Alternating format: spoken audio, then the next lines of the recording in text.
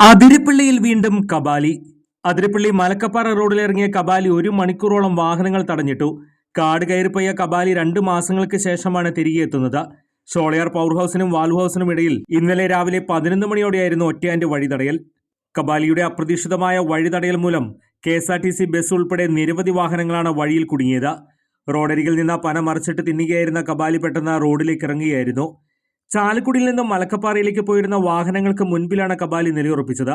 അപ്രതീക്ഷിതമായി റോഡിലേക്ക് ഇറങ്ങിയ കാട്ടാനയ്ക്ക് മുൻപിൽ ചെറുവാഹനങ്ങളും KSRTCയുടെ ഉല്ലാസയാത്ര ബസ് ഉൾപ്പെടെയാണ് കുടുങ്ങിയത്.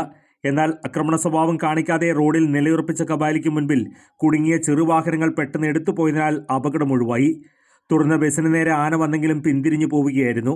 വീണ്ടും 1 മണിക്കൂറോളം വഴി തടഞ്ഞ റോഡിൽ നിന്ന് കബാലിയെ വനപാലകരെത്തി റോഡിൽ നിന്ന് മാറ്റിയതിനു ശേഷമാണ് ഗതാഗതം പുനഃസ്ഥാപിച്ചത്. മേഖലയിലെ സ്ഥിരം പ്രശ്നക്കാരായ മഞ്ഞക്കൊമ്പനും ഏഴാറ്റുമുഖം ഗണപതിക്കും പിന്നാലെ കബാലിയും എത്തിയതോടെ പ്രദേശവാസികളും വിനോദസഞ്ചാരികളും വനംവകുപ്പും ഒരുപോലെ ആശങ്കയിലാണ്.